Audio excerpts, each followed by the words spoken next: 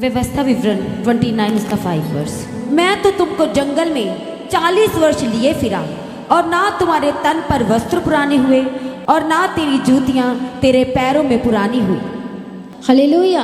और इसलिए किस में थे वो यात्रा में थे और इसलिए कुछ ही पुराना नहीं हुआ। उसी तरह से जब आप यात्रा में रहेंगे आपके ऑर्गन्स नहीं रहेंगे। है या ना? कि देखो समझ में आ रहा। आपने ये प्रार्थना करना, परमेश्वर पिता मैं यात्रा में हूँ। यात्रा मतलब स्पिरिचुअल यात्रा में हूँ, जर्नी में मुझे काम करना है, मुझे सेवा करना है। मेरी ग्रेट रिस्पॉन्सिबिलिटी है क्योंकि आपने मुझे चुना है, मेरा नाम लेकर बुलाया है और मैं तेरा हूँ और तू मेरा है परमेश्वर पिता। इसलिए ये जो प्रॉब्लम है मेरे शरीर के अंदर आई है प्रभु आज मुझे छुड़ा, आज मुझे चंगा कर।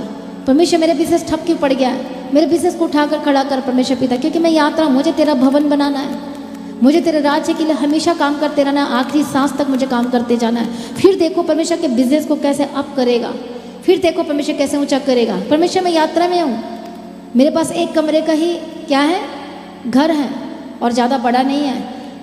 यह हो सकता है आप रेंट में हैं तो आप बोले परमेश्वर मैं यात्रा में हूँ, मैं तेरा काम अभी भी कर रहा हूँ, चाहे एक कमरे का घर हो चाहे रेंट में हो। परमेश्वर मैं यात्रा में हूँ, मैं तेरे काम कर रहा हूँ परमेश्वर पिता। और इसलिए परमेश्वर छत दे दे ताकि और हम मिलकर सारे क्या कर सकें, प्रार्थना कर सकें, काम कर सकें। आप इस तरह से प्रार्थना करो, ये है आपके लिए सॉल्यूशन।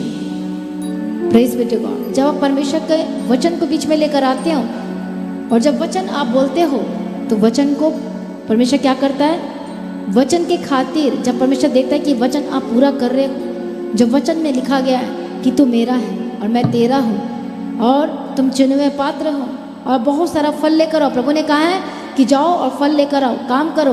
और जब एक यात्रा में रहते तो प्रभु कहता अब मैं तुझे दूंगा क्योंकि तुम चल रहे हो मेरे पीछे। इसलिए पतरस के लिए क्या हो गई थी वो दरवाजे, पतरस को खोलना भी नहीं पड़ा, मेहनत भी नहीं करनी पड़ी। क्या पतरस नहीं खोल सकता था?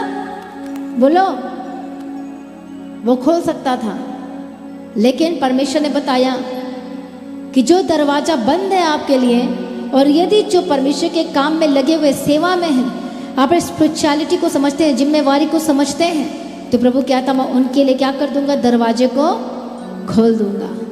हालेलुया। इसलिए आज अपने बारे में चेक करें, अपने बारे में समझे कि आप कौन और किस काम के लिए बुलाए गए हैं। आप सिर्फ खाना पीना सोना के लिए नहीं बुलाए गए हैं, इसी के लिए तो नहीं बुलाए गए। सिर्फ बताओ, सारी दुनिया कर रही है, हमें सिर्फ खाना पीना सोना नहीं करना है, हमें साथ एक और रिस्पॉन्सिबिलिटी दी गई है और हमें परमेश्वर का काम भी करना है। प्रार्थना भी एक जिम्मेवारी है। कलीसिया को क्या करना मिलकर, इस आने वाले समय जो खतरनाक उसके लिए क्या करना है, प्रार्थना करना है कि लोग बचाए जाए।